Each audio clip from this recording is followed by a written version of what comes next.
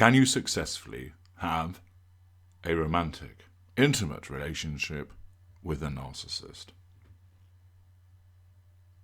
Many people believe that when they have read material about narcissists and narcissism, much of it incorrect, they believe that they are somehow equipped with the tools to enable them to somehow control, govern, coexist, even manipulate the narcissist successfully.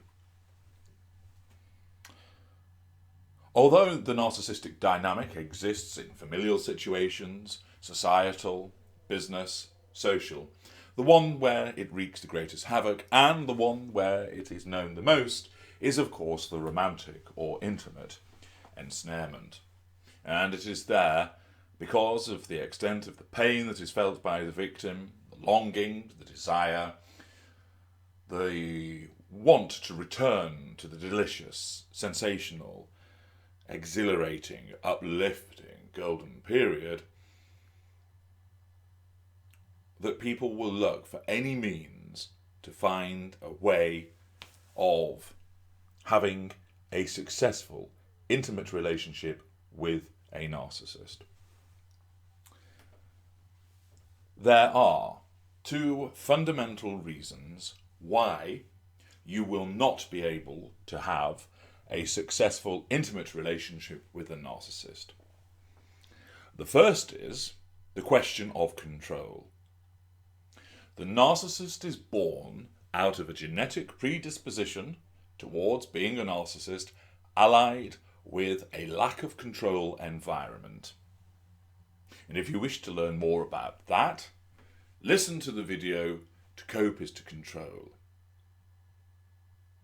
Control is at the centre of the existence of the narcissist. And, as a consequence, where we perceive that you are doing something which is controlling us or seeking to remove control from us, we are hardwired to reject it, to fight it. You may not even realise what you're doing is perceived as control by us. You may realise what you're doing, but think that it is not control, but that is from your perspective. And therefore, the issue that you have is that your behaviour is such that it is perceived as control by us. And therefore, we have an automatic, instinctive, deep-seated and immovable response, which is to reject that control. You may think, well, I'll behave in a way whereby I won't control the narcissist. I will always do what the narcissist wants. I will always submit to the narcissist. I will pour with fuel for the narcissist. It will not work. Why? Because you will still do things which will challenge the narcissist, wound the narcissist. You cannot second guess us, and therefore you will behave in a way which threatens our need for control, and as a consequence, you will suffer a manipulative response which is hurtful. The second reason why you cannot have a successful, intimate relationship with a narcissist is you do not know what else is going on in our fuel matrix. Our fuel matrices are made up of a range of different people. A primary source, secondary sources, some intimate, some not, tertiary sources. Those act as wheels within wheels. They impact upon one another. And when somebody is painted black, you may well be painted white. If somebody's painted white, you become painted black. And therefore, because you do not know what else is going on in the fuel matrix, you may not even know who else is in the fuel matrix, there is no certainty as to how we will regard you or how your activity towards us will be received. On Monday, you make us a steak. We tell you it's delicious. By Wednesday, you make another steak. We tell you it's awful. It's exactly the same type of cut of meat. It is exactly the same method of cooking that was utilised. Yet on Monday, it's fantastic. On Wednesday, it's awful. Why?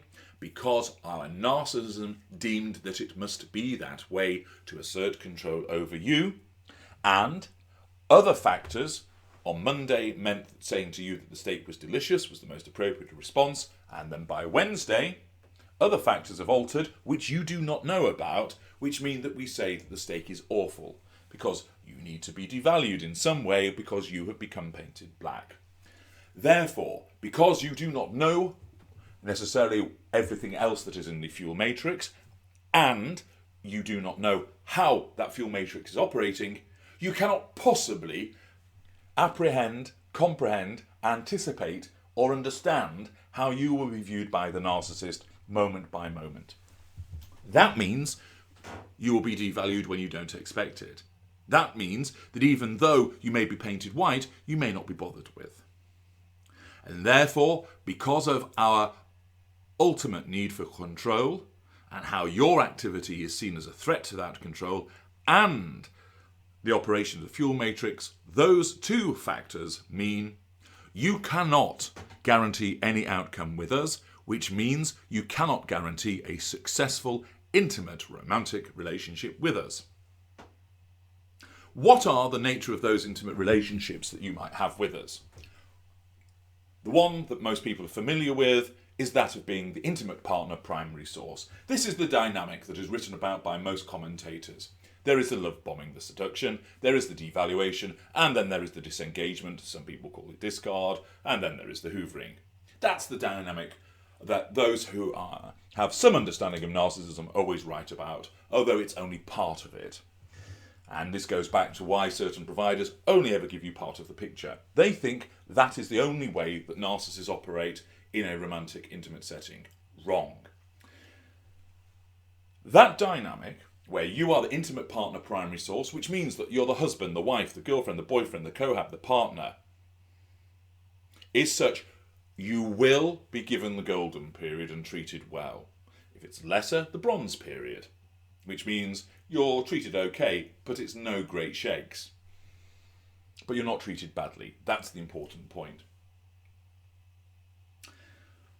When you are the intimate partner primary source, you will always end up being devalued, as is as certain as the sun rising in the east. You will be devalued, and that means you cannot have a successful relationship with the narcissist. That devaluation might be getting beaten up. It might be being psychologically abused. It might be the narcissist having affairs behind your back that you're not aware of. But nevertheless, you are still being devalued and treated badly. The narcissist may become emotionally absent. You may not be supported. You may be financially abused. You may be ostracized from friends and family. You will be familiar from your own experiences and my own work in terms of the manipulations and the devil's toolkit in terms of how we devalue. But you as the primary source will always, always, always be devalued. And that is why, if you become the intimate partner primary source, it will be wonderful and then it will be hell. And that is always the case, and therefore it can never be successful. But are there alternatives to that position? Yes, there are. There is the intimate partner secondary source, either of the shelf variety or of the shelf dirty little secret variety. Let's deal with the shelf intimate partner secondary source. This is the person who is the booty call, the side piece, the mistress, the person that an affair is taking place with. Largely, this person does not suffer a horrible sustained devaluation like the primary source does. Instead, what they get is periods of time with the narcissist where they're largely treated well. Indeed, if they are particularly fortunate, and it is fortune, because again there is nothing they can do to control this, they may have a situation where every time they are with the narcissist they are treated well. Why is this? That is because they're painted white. It is because, by pure circumstance, they do not do anything which offends the narcissist's need for control, so they are not devalued. The intimate partner secondary source, if they wound or challenge the narcissist, will receive what is known as a corrective devaluation. It's akin to a slap across the wrists. It might be being shouted at, it might be triangulation, it might be a silent treatment. And many of the manipulations are similar to that sustained by the primary source, but they do not tend to be as extreme, they do not tend to last for as long. It's less likely that a secondary source will do this and suffer a corrective devaluation, because quite simply, they are with the narcissist less than the primary source. That means they have less opportunity to do something which would offend the narcissist in some way by wounding or challenging, so therefore the chance of there being a corrective devaluation becomes reduced. However, that risk remains. So, in that instance, there is still a chance that you will be devalued by the narcissist. It might not be as bad as the primary source, although it could be, but you're still going to be devalued. Even if you somehow avoid corrective devaluations, you are not going to have a healthy relationship. Why? Because you're always going to be second best. You are, as the name tells you, a secondary source. Therefore, you'll be picked up and put down. You'll be waiting for the telephone call. You'll send text messages which aren't responded to. You'll be wondering, where is the narcissist? Who's he with? You might know there's a primary source. You might know that he's married or she's got a boyfriend. And you'll be wondering, what are they doing together? Why haven't I heard from them? Does she still love him? Or is it the empty relationship that he claims it to be? You'll be wondering, picked up, put down, waiting for the call, always at the behest, the beck and call, and the control of the narcissist. That is not a healthy relationship. That is not in your best interests. What about the dirty little secret? Well, it's even worse. Again, the dirty little secret may get corrective devaluations, they may not. But what they don't even get is a degree of respect, in inverted commas, that the shelf IPSS gets. The shelf IPSS invariably knows something about the life of the narcissist, will meet some of his friends, possibly meet some of his family, will be taken out to places, maybe get a weekend away, possibly a holiday for a week together. The dirty little secret is tucked away, kept hidden. And that individual may well get corrective devaluations, and if they don't, they again find themselves in that situation of getting an hour here or there with the narcissist. Maybe a bite to eat in a McDonald's on the edge of town for an hour, and then a quick bunk up in the back of the car on a parking lot.